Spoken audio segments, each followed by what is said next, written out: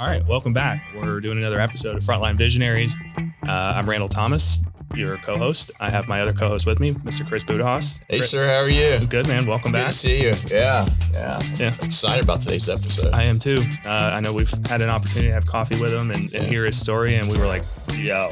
Yeah. Frontline Visionaries. Yeah, absolutely. Yeah. So who is it? It's Eun Cho. Eun, how are you? Hey, nice to see you guys again. Yeah, it's good to see you. So, hey, for the audience out there, we want an Eun here for a variety of reasons. One, live an American dream. Immigrated here to Northeast Florida, worked hard, studied, then applied himself, took a lot of his lessons through his life.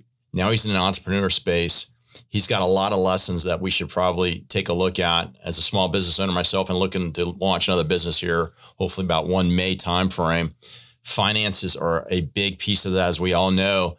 But I think a lot of people walk through life as business owners. They don't really understand or they ask the real hard questions. So we want to glean, a lot of what Eun's done and then kind of unpack that. So you have some takeaways at the end of this conversation and go, okay, I just learned a number of things. One, and then two, we want to keep the dialogue going, through the social media. And then if you need a follow-on attack and dive deeper into whatever we're talking about as far as content in this episode, we look forward to having that conversation. So absolutely. Yeah. Well, in order to provide the right context about the startup and the small business world and stuff like that, I think the context around Haymaker Coffee begins with the personal story of you coming here. Not only coming to America, but coming to Jacksonville, Florida.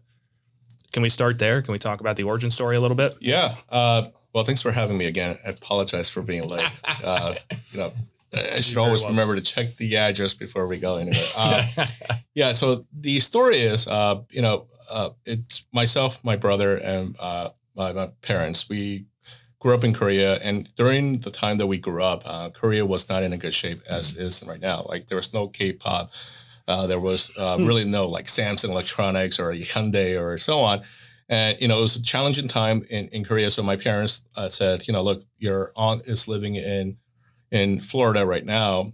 Maybe it's a good time for us to just pack up our stuff and go to Florida. So we immigrated to Florida in the mid to late 80s. First to Orlando, where my aunt lived, stayed there for, I think, maybe a couple months. And then we ended up going to Jacksonville, Florida, where my uncle lived. And it was just kind of the story, which was, really what resonated in the 80s and 90s. It was like, America is the best place to live. You could pursue your American dream. And all it took was to have some grit, perseverance, and just work really hard at your dream. So that's what they did. And their dream was not just to better themselves, was to provide their kids an opportunity to get a good education and do something with their lives, right? So we did that. We moved to Jacksonville, Florida, and I have to tell this story because to help the people understand where we get our work ethic. So we immigrated here to Jacksonville. We lived on the west side. My dad worked at my uncle's gas station pumping gas. My mom worked at a restaurant, washing dishes and making side dishes for Korean restaurant. And they took the bus. I mean, it was challenging from the west side to go to downtown and so on. And, my brother and I went to school without speaking the language. So, could you imagine going to first grade? That's where I went, started, and not being able to communicate. And it was just very frustrating times. It was just really challenging. And, the teachers tried their best, but, there wasn't a formal ESL program at the time. And so, it was a really challenging time. We persevered, watched our parents work really hard. We took that to heart. It's okay, parents are working hard, so we should work hard at school. Eventually fast forward, I was the first one to go to college. I started at Jacksonville University getting my physics degree. Ended up going to Columbia University getting my engineering degree and worked in finance for about 15 years. And then came back to Jacksonville to start Haymaker Coffee with my brother and a friend from middle school. Wow. How does one go from a physics degree and an engineering degree into finance in New York? Yeah, so it was interesting. So when I was here in Jacksonville, I had an opportunity to intern at an engineering firm. And it was in a firm that was owned by GE at the time. And it was great. These folks that I was interning for, they were really nice people.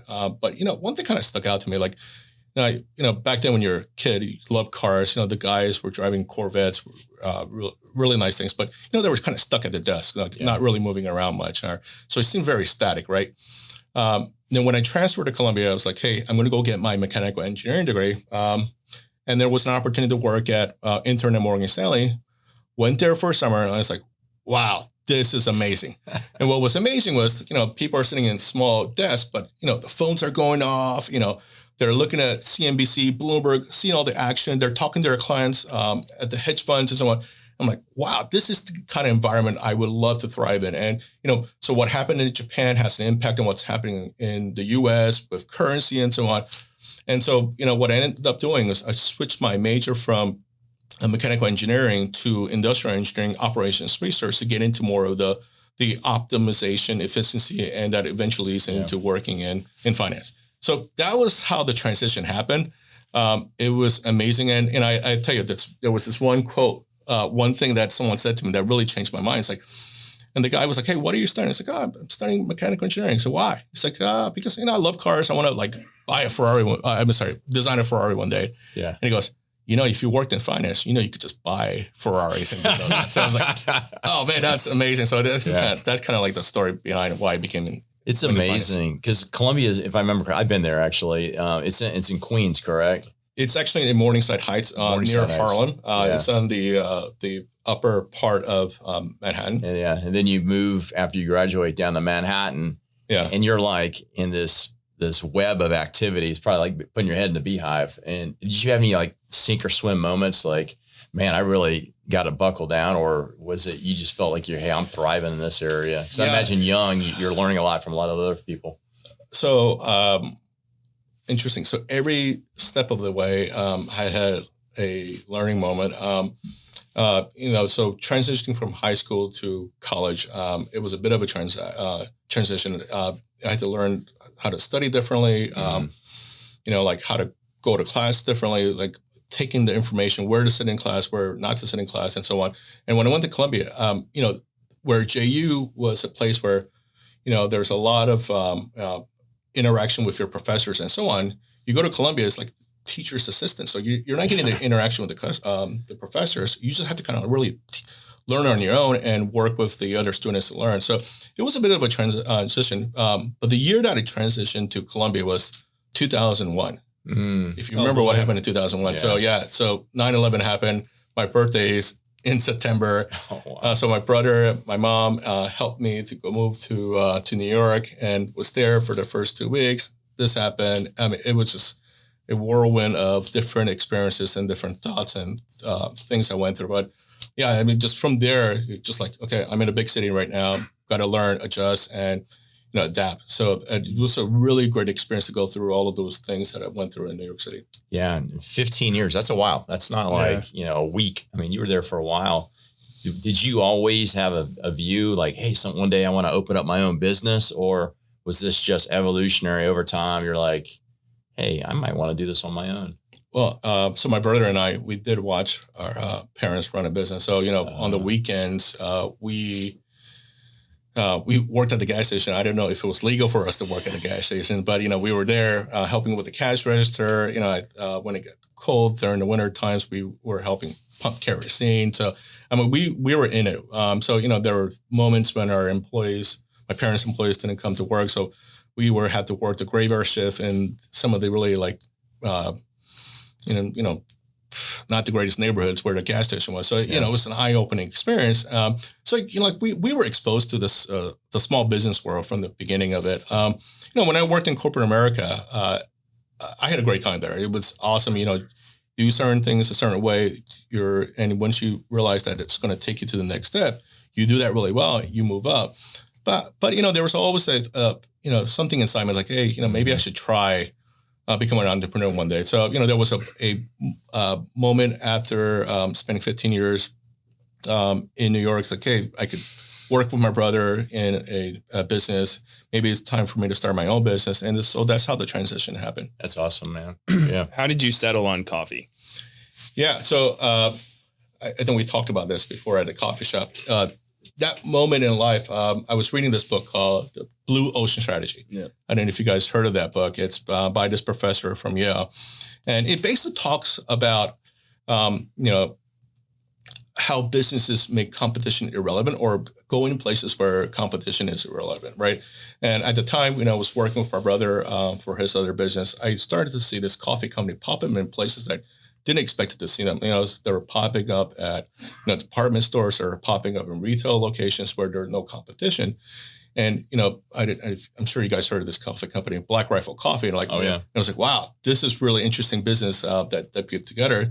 And, because of my experience in investing in companies through my corporate background and then reading this book, so I did an analysis where I said, hey, how do they create the space where they can compete and kind of win in that space? So created a matrix where on the x-axis, I put socially centered, socially liberal, socially conservative. And on the y-axis, I put mass market, and premium coffee.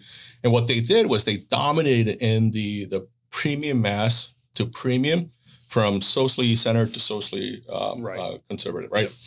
And then with the time when we started a coffee company, the top 20 company was leaning more towards the left.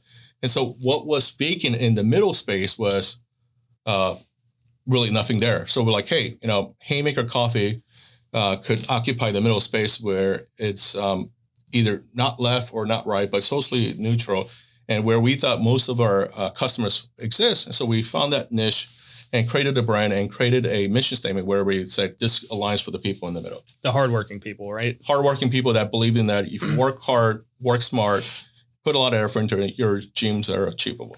Yeah, and I'm so sorry, Chris. No, go ahead. When we met for coffee, you really explained that moniker, the hardworking people, and how you tied that into this really awesome logo. Can you help us or walk through the logo a little bit and how it correlates to your market? So everything we did was intentional, right? So if you go to the shelves and you look at what's in the shelves, let's go to Publix, right? The colors and the logos that are out there it's very pleasing to the eye, right?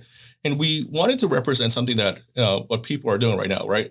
And especially a logo that represents the folks, right? So how do I represent a board? Well, you don't actually represent the animal, but you see the features of it. What the features are, you see the wrinkles under the boar's eyes. I have wrinkles right now. I can see some of you guys have the wrinkles too. Hey, man. Yeah, it's not from the aging. It's What's from it, all particle man? You were supposed to say this. I was going to put a filter on. Yeah. So so the wrinkles, the grit that you see on the face, it's for all those people who are working really hard for their dreams. Because when you wake up early in the morning, you sleep late at nights and work on the weekends, you're going to have some wrinkles, right? Then they were like, hey, why do you have the boxing gloves? We're the underdogs in the coffee space right now. And if you want to become champs one day, you got to throw some haymakers. So that's what the logo stands for. It's throwing the haymakers to knock out the champ. It's the fighting spirit. And it also represents all of the hard work that people are putting in to achieve their American dream. That's huge. It is. Yeah. Is the Haymaker, because when we were talking, you said, to make it in the entrepreneurship space, you need grit, persistence, and a little bit of luck. Does the Haymaker punch signify the luck part? Well, think about it this way. If you throw jabs, that's a higher percentage, right? Punch, right? Haymaker, you got to throw some haymaker. So you may miss and you may get knocked out from throwing a haymaker. So that's what we think that needs to happen too, right? Sometimes it's a lot about the hard work, a lot about the grit, but some of it is chance, right? Sometimes you have to be in the right place at the right time. Sometimes you got to get exposure to the right folks, or you created the company at the right moment. If you think about Starbucks, right? It's no different from the Ray Kroc story when Ray Kroc found McDonald's out in California, right? So he basically took that story, the efficiencies, how to run a fast food chain, and build a major chain out of it, right? So when Howard Schultz found Starbucks, he noticed that hey, there's an opportunity to bring high quality coffee into the area, and that's what he started. So there's a lot of element of luck. Obviously, there's a lot of hard work and persistence that needs to happen, but that's what we represent here. Yeah, what I like is when I'm listening. So I'm doing a little bit of evaluation of my own knowledge, and then also evaluation of my own companies. And what I love is you surface a few things to the top. There's a strategy there. There's branding. There's marketing. You talked about the XY axis. You look at your TAM, your SAM, your SOM. I mean, I think there's companies that overestimate their great idea. Everybody's going to love it. And the reality of it is you might need to do some market analysis. And when you get done, you probably need to go back at it, and you probably need to ask your family and friends, hey, am I on target or not on target? But you it is evident to me that you have done the right amount of analysis you need. And that's just one piece of multiple pieces of a strategy to run a successful business. But man, what a compelling story. I think that's part of that elevator pitch, right? If you can't be compelling, then people, they might buy your coffee once, but maybe never again, right? Yeah. So. Let me read this. It's like, right. Everything's on brand. Does every bag have the same story or the same thing on the back? So it says, big bold letters, you've got better things to do than to read this. And then it gets smaller in the print. So why are you still here? There's coffee to brew, work to do, chances to take, and hay to make. After all, every day's a bare knuckle brawl. And we've made this a habit of whooping the day's butt. We know the dream won't chase itself. So drink it down, lace them up, stop reading, and start swinging. Awesome. Is that not cool? That is cool. Yeah. What a great way to start your day and end your day too. Yeah. So, and you talked about like your product, you guys were very purposeful on product selection and then what you're going to sell. What did you think? Obviously you kind of alluded to that previously. Did you select a certain region, a certain type of bean, so on and so forth as part of your, so you gave us too much credit about doing the market research. Okay. All right. Well, it's working. The fact of the matter is we had to make some pivots, right? So, during the time we started the company, we started during COVID, right? So COVID was a time for e-commerce companies to really like get traction and there were a lot of playbooks out there so you can copy it, right? So I have to tell you, before I get to the why we chose the blends and so on, I wanted to take a step back on this part of it. I was like, there were many opportunities for us to go bankrupt, many.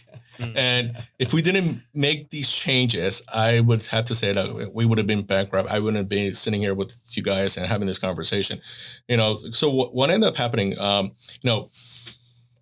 the where I came from, you have consultants, you listen to people who experienced it or who you think that know things, right? But, sometimes you don't give yourself enough credit that, hey, something's not right here. Like you have a gut feeling, but these experts are telling you to do something differently, right? So we had these experts that was telling us, we put our three founders, including myself, we put money into the company. Then we also had a little bit of like friends and family to kind of invest some money in it. So we had some cash built up. And, first thing people were telling us, hey, here's the playbook, spend $10,000 or whatever amount that it was back then on Google ads, doing these social media ads and hiring influencers and so on. Man, the metrics, if I had to show you, it was so embarrassing. We were spending so much money trying to get traction. And the problem was, we didn't really establish the brand either. So how can you get traction when you don't even really have a brand yet? And so we were trying to do a lot of different things and trying to listen to a lot of different experts. And it was heading in the right direction. So we ended up stopping the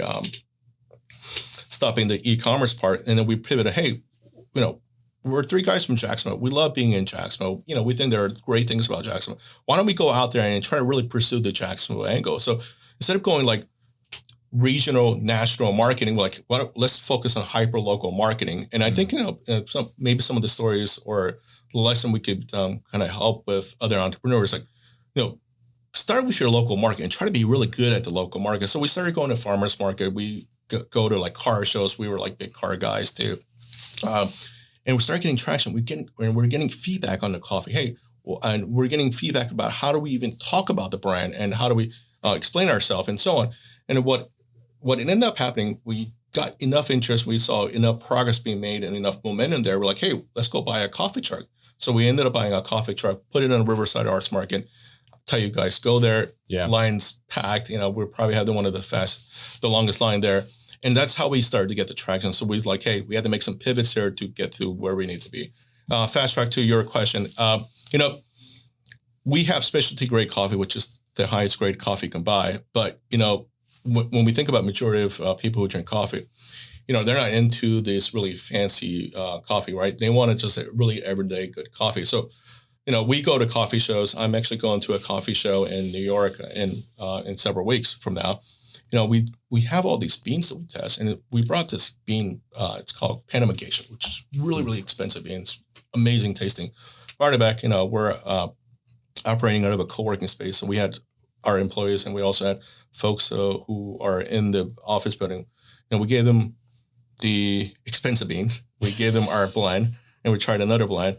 And I tell you, 8 out of 10 people that tried the expensive beans, they couldn't stand it. Yeah. Yeah. So it's not always it's not always the most expensive product that's going to win in the shelves. It's understanding what your customers want and what they're going to buy the next bag. And so that's what we ended up with the blend we have. That's huge. Yeah. The middleweight, heavyweight stuff, by the way, also, I know it's intentional. I still find it to be so cool that how you describe certain things and how you tie it back to the Haymaker boxing situation. Is this like levels of roast, levels of caffeine? What's the difference between the middleweight? So the heavyweight represents one of our darkest roast, which is the dark roast heavyweight. And then the middleweight tends to be the lighter roast. And our featherweight will be the medium to light roast with the flavored coffee. So we intentionally did it that way to give you the exposure to the darker roast, which is the heavyweight, and the more of the lighter roast on the featherweight part of it. That's awesome. That's cool. The other thing you mentioned that's so near and dear, I know to my heart, I know to Chris's too, is, you're a Jacksonville person. You wanted to, Jacksonville was important to you. So like, hey, let's go back to the local market and let's see what the local market demands. You got the truck, you're at Riverside Arts Market, but where else? Like 90% of the people that are going to listen to this are going to be from Jacksonville. They're probably going to have some kind of like, what's the word I'm looking for here? They're going to understand the story and they're going to attach themselves to it. Yeah. They want to go out and participate. So, where can they find you? Yeah. So right now we have 2 coffee trucks. So on Saturdays, we're at Riverside Arts Market. Our second truck, it's more for private events. So we were at Fields Porsa last weekend doing an event for them. We also work with Tom Bush, Mazda, Volkswagen, BMW. We do car shows for them.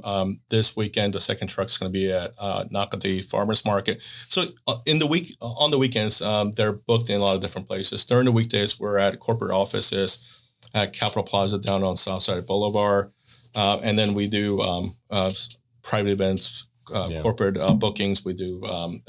We're looking into doing weddings with our coffee truck. And then we recently got into retail, Ace hardware stores at Hagen Ace. So we're in 6 of them in Jacksonville right now. Really? Yeah, that's awesome. Yeah, and then we're also in specialty boutique stores. There's one in Avondale called All Spiced Up that sells our coffee. And then, people can find us on our website. And, the big thing is, while we have those great channels, we're also pursuing the college angle where we have 6 universities that are serving a coffee. So in Jacksonville, we have Jacksonville University, great partner of us. So it's in the dining hall. We also have a branded Haymaker Cafe in the Davis College of Business. We're working with UNF in catering. We're working with FSCJ in their culinary department. Our biggest client right now is Clemson University. So we're trying to expand that business as well. That's great. So we went back local. Now we're expanding back regional. I know you're growth minded. Is part of the play to expand here in Jacksonville and maybe end up in more boutiques or more grocery stores or go to brick and mortar? What's the long-term play? Yeah. So we don't really have too much experience in brick and mortar. So we're still trying to learn that angle right now. I think eventually it makes sense because every time that we go to these markets, people are asking, hey, where can I go to your cafe? So I think it's not sure whether it's going to be this year or next year. There's going to be a brick and mortar play there. But, what we want to do is I think what we're trying to accomplish with the company and the platform we're using and how we're getting involved in the community, we can go beyond Jacksonville. So, in the next 2-3 years, this could be a really big play in the Southeast region, right? So the colleges and the universities that we're involved in right now, it's mostly in the Southeast region. The nonprofits that we're working with, it's mostly in this Southeast region. And, our exposure to retail is mostly in the Southeast region. So I think that's the play for the next 2-3 years. Hopefully that, we could be the next big thing that come out of Jacksonville, go nationally or even internationally. I like it because, various levels, but the fact like the college, like there's multiple layers. You're like an onion here, but like the college layer, you get exposed to it. You like what you have. And then from there, people graduate from college and you go on to other stuff. And I'm like, hey, I like Haymaker Coffee. I need to get my Haymaker Coffee fix. Well, also getting these kids to be like, I got to work hard and I got to be gritty and I got to, it speaks to it, right? It's certainly not going to hurt whenever we have college kids who are like, you know what, I'm going to wake up early and I'm going to go punch the world in the face today. And, it might set us up for future generations. Sure. Hey, so earlier you mentioned minimal viable product. So you reminded me of Gino Wickham's book, Traction, talks about the minimal viable product. Don't wait till you got the perfect product. You got a viable product that can be used. You can start to get income into your company, and then you can grow from there. You mentioned that you had a minimal viable product? Did you see was that on purpose, or is that just part of launching the business, and then as you had success, you just kind of piled on, or if you had failure, you're like, oh, hey, Danger Will Iverson, pivot away from that? That's a really good question. So when we first launched the company, we launched with our dark roast, right? So this is our MVP right there, right? And again, we knew the playbook out there. We knew majority of folks like their coffee black, and we're like, hey, why don't we try to create the best product for someone to drink the coffee black? And so we wanted to get so it took us about 3 to 6 months to come up with the branding, the website, and so on. And after that infrastructure was set up, we were like, hey, let's go fast on launching the product. So we had pretty good success with this product. Yeah. And like the next natural progression to coffee is going from dark roast to medium roast. So we ended up doing the medium roast. And then we introduced the flavor coffees. Sometimes what happens when you do this, you do want to go fast, but there's also like some false starts, right? You think that, hey, there's a lot of traction on this product. You start to put a lot of resources behind it, and you realize, hey, maybe that was a false start here, and you have to pull back. So we've experienced that as well. We went with like bunch of holiday flavors, and we thought this is going to sell like hotcakes, and ended up not selling like hotcakes. Was one of them pumpkin? Pumpkin. That's I don't remember the exact number, but pumpkin basically makes Starbucks for their retail channel for 100%. So it's a big market, but everyone and their mother is doing pumpkin. Yeah, it's not you. It's hard to differentiate that product, right? Unless you have a good partner to sell that product to, right? What was interesting, we accidentally stumbled upon this one roast. That black bag is the prize fighter, right? So we end up doing a barrel age program. I see this. So that's the American rye, but one of the most popular coffees we have is a bourbon barrel aged coffee, where we buy bourbon barrels, age the coffee beans in there, and within the 2 weeks it soaks up all of the liquids. Yeah. And when we do a small batch roast, it burns the alcohol off, but you get the smell of the great aroma of the bourbon. So that was something that we were working with our roaster on, and like, hey, do you guys want to try this? And like, it ended up becoming one of the most popular products out there. No kidding. Wow. Where's from the operations perspective, the roaster and where you were soaking the beans and whatnot geographically, is that here in Jacksonville? So we roast out of New Orleans. We purposely did that so we can scale. So there's opportunities for us to scale. I think right now we're approximately somewhere between 5,000 to 7,000 pounds per week. So so if we can, we're not roasting that many right now, but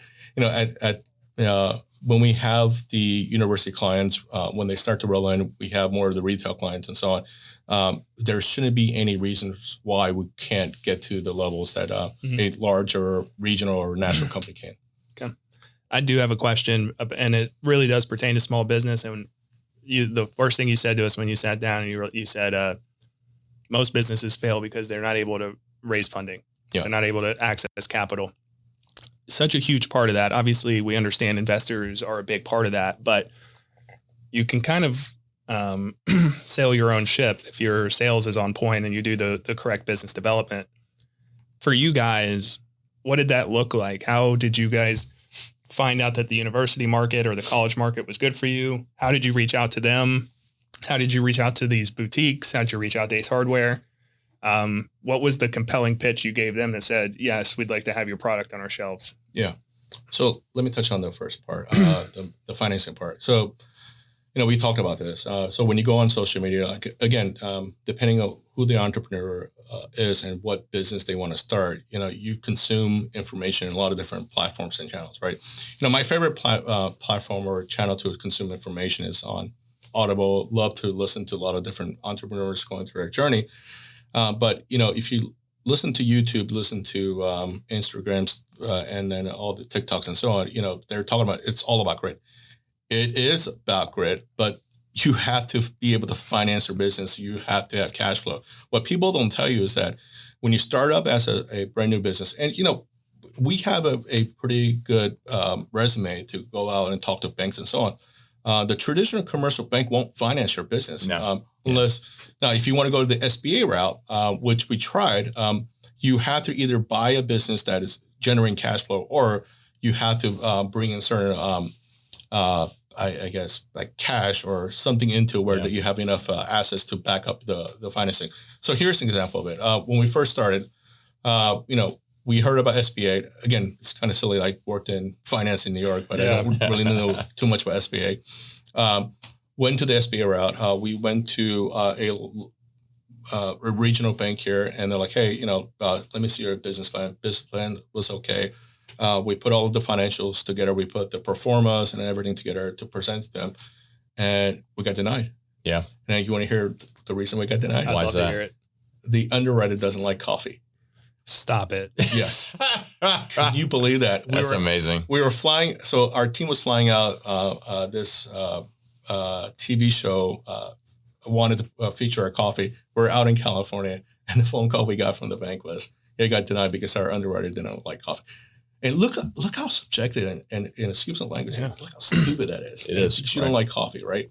And so this is why financing is hard. So when I was working with with my last firm, and I helped put pitch decks together, I worked with an investment banker, knew how to look at the decks and so on. So being able to do that, I went to pitch the company to our friends and family, which I think they were doing it out of pity for me. They invested with us. But, if you don't have that network where you can get access to capital, it's really, really challenging, right?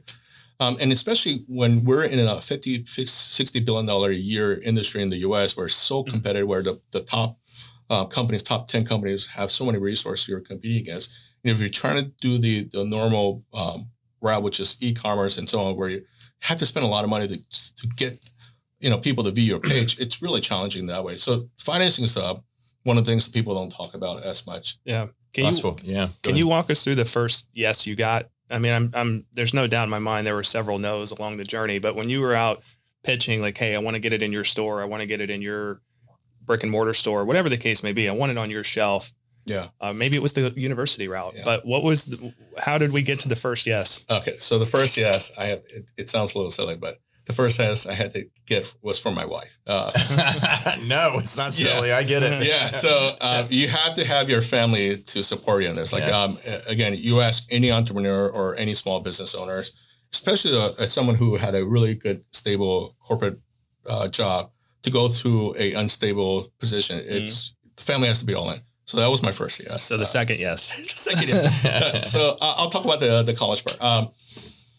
So again, like you go in with a plan and you realize you have to pivot a lot. And sometimes you're thinking you're going to go one route, but you end up taking different routes. So what ended up happening, I was doing this thing for JU where I was a judge for their version of Shark Tank, right? Mm-hmm. And so, it's there like evaluating businesses, the college are pitching and so on. And, at the end of that whole program, the professor's like, hey, thank you very much for doing this. Well, what can I help you with here? Like, well, I went to the dining hall. I noticed that you guys were serving coffee. I would love to have an introduction to the dining hall manager to talk to them about the coffee. It's actually operated by Aramark there. And so I had a conversation with them and they were like, hey, look, you're an alumni, let me try the product to see how good it is. And they tried the product like, wow, this coffee is good. And then what ended up happening, we had to figure out what pricing would work for them. So that was my first entry into it. Again, they were telling me the volumes that were initially going through. I was like, I did the calculation in my head. It's like, well, it's not really a lot of money.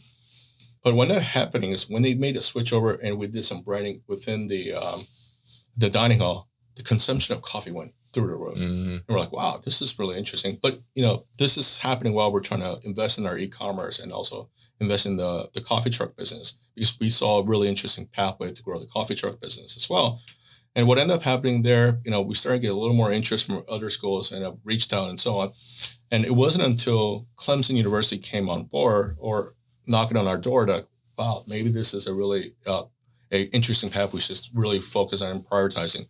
That actually I should talk about that one. That's really interesting. I wish you would. Yeah. So, we talk about the grit and perseverance, right? They don't tell you to do this when you're investing in companies. So what I end up doing, so my wife and I, we manage our social media, Instagram and LinkedIn and so on. And I saw this one school out of South Carolina following us. Like, oh, this is kind of interesting. Why would they follow us? It's University of South Carolina Aiken Dining Services. So, what we end up doing is like, we reached back out. Hey, by the way, sorry you guys following us. We're serving coffee in the dining hall of JU. Would you be interested? What ended up happening, the guy that we were working with at JU ended up going there. And so there was a connection being made. And this guy say, hey, look, we would love to bring Haymaker in. Can you send us some samples for my team to try? Send the samples there. And, what ended up happening coincidentally that week we sent the sample and he brewed it. Clemson University, which is also working with those guys, the food director there was there at the same time. He saw the bag, smelled the coffee. He's like, hey, I got to try this coffee. He tried it. He's like, wow, this is a great tasting coffee. Love the branding and so on. And he wrote an email to me and said, hey, I'm from Clemson University. Had your coffee at USC Aiken and love to talk to you about potentially bringing in Haymaker Coffee at Clemson. Yeah.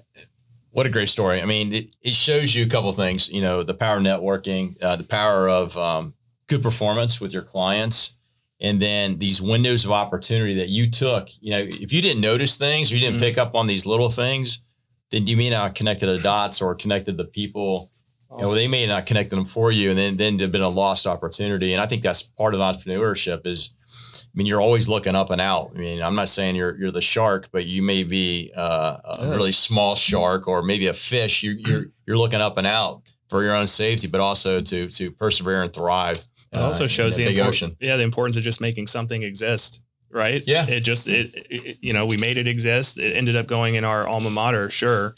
Yeah. But if people didn't have something to test or try, and if the gentleman didn't try it before he went to South Carolina, we're not having this conversation either. So actually that brings another interesting point. Again, any lead is an important lead, right? And sometimes, some leads you go down that and they're like, hey, okay, this is, it's going nowhere. You need to stop it, right? Ace Hardware. This is a really interesting story. So we had a guy who follows both my brother and I on LinkedIn. And he sees what we're doing. We're we're building this company up. We're aligning ourselves with really great clients. We're aligning ourselves with great nonprofits. We do a lot of things with education and so on. And he reached out to us one day. He was like, "Hey, I work at one of the Ace Hardware stores. Would you be interested in bringing your coffee in?" And I'm like, is this spam? Like, you don't know, right? So, but again, any lead is an interesting lead for me to follow. So we ended up following the lead, and he ended up, he was working for the buyer at the Hagen store in Blanding Boulevard. And so he got us a meeting with the buyer there. And, like we got there, like when we made the contact, we're like, hey, can we meet with you? And we met with them like literally that week or two. And we're at the product again, and that meeting ended up leading to 6 Ace Hardware stores. We did an event with them recently at Green Cove Springs where we brought our coffee truck. They love us. And they love the customer service we're providing. We work really hard to drive traffic to them. But, again, that lead would have never happened if I didn't follow up, right? Yeah. Yep. And they were selling Black Rifle coffee at the moment. And we took them off the shelves, and now there's Haymaker in there. So, these opportunities, you just don't know where they're coming from. But if you don't try to kind of see where these things go, you never have these opportunities. That's huge. you earlier were talking about financing, not to come back to that, but I do want to talk about it because I think for entrepreneurs, one thing I noticed when I was working with the first business we launched is I saw this and then I kind of made my own version of it, is this ability to look at financing, bootstrapping, obviously, friends and family, trying, private equity, venture capital, kind of that different road, is you kind of need to map out all the different opportunities for financing. Then I think you have to go back to your business model, because it should be part of your business model, but as a separate piece of that business model is you got to go from here to here. How easy? What's the risk? Is it achievable, not achievable? Sometimes I find with talking to other entrepreneurs, small business owners, is they don't look across the full spectrum, then realize what they're doing. And then also the associated risk, right? I mean, you take some forms of loan or you take private equity, for example, you might give up a lot of equity in your company early on that later you have to buy back, or you just eat it. So it's that kind of like you mentioned with Haymaker, that long vision of, the next 3 to 5 years, though you stated that, we don't know exactly where we're going to be, but we know we want to grow and we will go where the market's going to be at. But I think an exercise in due diligence for our audience, if they want to get into small business area, really, if you're in any business spaces, you got to take a look at all the potential opportunities and then weigh whether you go after them or not. And then the timing and idea are right. You may have to just go, like a lot of us, bootstrapping, family, angel investor, not angel investor, but other methods to get, the capital you need. But I think it also depends on your market. I do some part-time work with a company that's in the drone space, but on the software side of things, to do what they do, they need millions of dollars. So unless you're independently wealthy or you have a very wealthy uncle, your chances of finding that money, you got to pursue that route probably sooner than later. And I guess another lesson I've seen with a few other companies is don't give up equity, and then unless you have to. And then the other piece of it is, pursue the financing you need. If you don't need it, then don't pursue it. And then if you as you take a look at, as you attrit that money, if you will, and you're still scaling, you need to kind of target or lead the target of, I need to have financing 6 to 9 months before I, run out here in order to continue to provide product or service to my clients. Because as my wife says, you get good service, you tell 20 of your fans and family, you get bad service, tell 50. So it can kind of run out. So for you, it sounds like you did mostly family and bootstrapping to launch Haymaker. Yeah. So in terms of financing, there are multiple routes you can take, right? The cheapest form of capital is actually getting a commercial bank loan, right? Because again, you're not giving up equity. Interest rates tend to be a little bit lower than the other methods out there. Yeah. But again, that's probably the hardest way to get financing for your company, right? So let's take that off the potential opportunity there. You got to think about this. Like, so if you have a plan and it's a good plan, you did your modeling out. You're like, hey, pro forma, I think I can grow at X rate, generate X amount of profits, revenues, and then it generates X amount of profits, which leads to cash flow. Then you could kind of map out where do you need the financing at, right? Mm-hmm. And sometimes the question you have to ask, if you have a really great idea, really great idea that could potentially become a unicorn, but you need financing. The question you have to ask yourself, do you want to be a 100% owner of something small, or do you rather be a 10% owner of something big, right? Because you see these serial entrepreneurs are like, hey, I think I could grow this company into $1 billion or maybe a little less than that in 3 to 5 years, but I need a lot of financing to get there. And then, they get bored and they want to jump to the next route. So, to them, like owning 100% of something and trying to take 20 or 30 years to do that, it may not be the feasible route for that person, right? But there may be a route where you're like, hey, I have such a great idea, just need the financing to grow it. That's should be heavily considered on that aspect of it, right? Now, let's say you don't even have a VC opportunity or private equity to jump in it. Yeah. What do you do in that situation? Man, you got to start knocking on doors. You got to ask people. You got to pitch your story. Your reputation has to be out there. Like, hey, these folks are great. They're doing some amazing things. They're partnering up with the right group. And eventually, enough people hear that story. Someone's going to knock on the door and say, hey, we'll be interested. There are also, we got supported by a foundation for a loan that was just at an amazing rate. within the 5 years. We got supported by that. We got some financing for our trucks through another great company out there. So there are different routes, but you just have to be resourceful and try to seek different opportunities. But if you try to just go after one, you're going to fail. And again, unless you're you're like well capitalized, you have a lot of resources where you can fund the business. I think trying to own 100% of something in a very competitive environment is really challenging. That's huge. Yeah, thanks. Anything else on the entrepreneurship front? I have a question in my mind, but I don't want to. No, I think we're done there. Okay, yeah, that's great. My question is, because we're in Jacksonville, there's been like this revitalization of coffee. It's like I can't go anywhere without seeing 5 coffee shops within a block of each other. The smaller shops are growing. The bigger shops are putting in places, even right here on Gate Parkway where we are. Is that a positive sign to you? Are you excited to see coffee grow here in Jacksonville? Do you think you're entering this market at the right time? Or just how do you feel about Northeast Florida in the coffee industry? We're not New York City. It's mixed. I read about the story about this small boutique coffee company in the Bank of America building, and then Starbucks is coming in, right? Mm-hmm. We're operating out of downtown. There's Urban Grind there. There's Seed and Coffee. There's a bunch of other small coffee shops there. They were there during COVID. They were there when people were not in Jacksonville downtown, and they supported the market, right? So now you have, you see what's going on in downtown Jacksonville. You see the growth that is happening. Now you have all these big guys who are kind of sitting on the sidelines, like, hey, now I'm ready to capitalize with all the resources I have. It's going to be interesting to see how these local companies react to that, or how do they adjust to that large competitors coming in, right? I mean, Starbucks, whether you like them or don't like them, they beat most companies out on convenience factors, right? The app, the bonus points you get, like you can through. Yeah, like if you bought it, we got punch cards for Haymaker, right? But it's not like you can go take our punch card to New York City and use it there, right? Right. So you're missing out the convenience factor. So, I think it's going to be challenging for some of the smaller guys to compete. They may need to pivot some things they're doing with their business model and so on to be able to compete. But it's going to be interesting to see how this landscape happens. Like here's another example of it. You have I'm sure someone's like interesting development happening in this one area of town. You build a drive-through because you've done your calculation, you have an ROI because it's doing so well. Now you have another coffee shop or a drive-through building here there.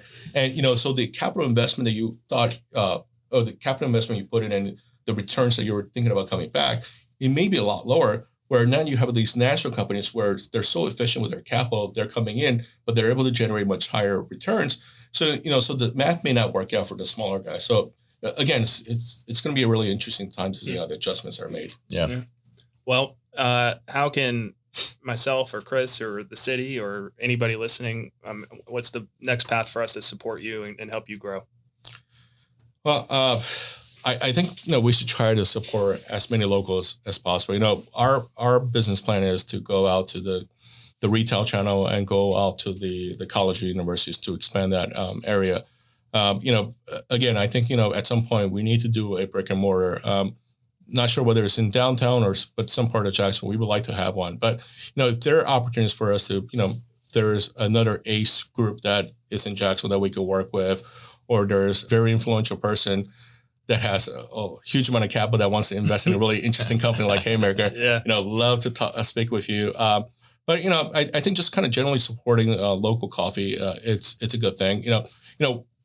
One thing I haven't really talked about as much is, for 2 years in a row, we are working with DCPS and working with Jacksonville Public Education Fund to provide the Teacher of the Year awardee with a year's worth of coffee and also the school. So this year, Cedar Hills won the award. So we're going to bring our coffee truck out to school. Oh, wow. Give all the teachers the espresso drinks, the frappuccino drinks, and give a year's worth of coffee for the school so that teachers don't have to pay for it, right? Wow. We're working with a national organization called Hire Heroes USA. Yep. We're not veterans, but, we love veterans, and Jacksonville's a big military town. So, we try to work with good organizations like that. So, what we're trying to say here is, okay, look, we're trying to build our company the right way. We're aligning our mission with things that are empowering the community, empowering students, empowering teachers, empowering all the people who are having a positive impact. And so, if you support us, you're actually supporting the community because we're giving back, even at this early stage in our life cycle of our company. That's awesome. Yeah, if you say hiring heroes to Chris and I, you get our attention. I know exactly what it is. It's awesome. We're both vets. No, thanks for doing that. Yeah, that's great. That's awesome, man. I think we need to bottle that up and sell it. Yeah, literally. Yeah, I agree. Did we miss anything? No, I don't think there's anything we miss.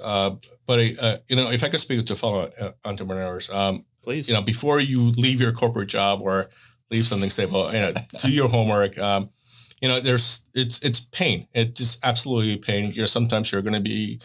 I think Elon Musk says something like it's like looking into the abyss and just chewing on glass sometimes because it's probably one of those stressful moments. And I have to tell you, like when I was in finance, I used to, I don't know how to say this differently, but I used to complain all the time, like how tough my life was. But, right. I tell you, being an entrepreneur, it's on another level. So, and you got to expect that it's going to be hard before it gets better. And, sometimes you think that it's going to be a gradual increase from trying to survive, being stable to thriving. I think it's more of a J curve where you're trying to survive, and then eventually you thrive, right? And the other thing I have to say, and I spoke with other entrepreneurs about this, you got to have some patience, right? Sometimes, the Clemson thing that happened was just an amazing thing where they found us, right? We were having conversation with some other large universities, you could write 10,000 emails, but they may not want to respond to you, or it's not the right time, right? So, sometimes it isn't all about what you do. It's also understanding that sometimes the timing may not be the right time to pursue this. So having some patience will be really good for you guys. Okay. Well, thank you for that. I think that's incredibly important. Also, if you have something stable and you're going to leave your job, get your wife's permission first. That's right. Yeah. Good practice. Yeah. All right. Well, hey, from the bottom of my heart, thank you for being here. This has been absolutely outstanding. Chris, take us home. Yeah, no. Hey, thanks to our audience for listening. So I want to hear your feedback, keep the conversation going online. Again, talk about entrepreneurs, talking about financing, talking about all those different things, perseverance, grit, that all matters because I think there's a lot of folks, because they say that, I forgot what the statistic was, like 80% of people want to start their own business, 7% actually start, and then 2% actually thrive and actually make it into something, not necessarily multi-million-dollar, but into a successful business. So if that many people have aspirations, and we've talked about it, is you got to do your due diligence, you got to do your homework, you have a good business plan, and you got to go in with your eyes wide open and be prepared for success or for failure. And then that perseverance to kind of work through that. So now I look forward to keeping this conversation going. And again, we love our guests and what they're doing here. Where can everybody find you? Yeah. So thanks for reminding me. So we're on our website, www.haymakercoffeeco.com. You can reach out to us on any of our social media platforms, or if you're in Jackson, go to Hagen Ace stores and buy our coffee there too. Wonderful. Thanks, Eun. Thanks awesome. So much, man. I appreciate this. Thanks for having me. Yeah, thanks. Chris. Bye. Boom. Bang.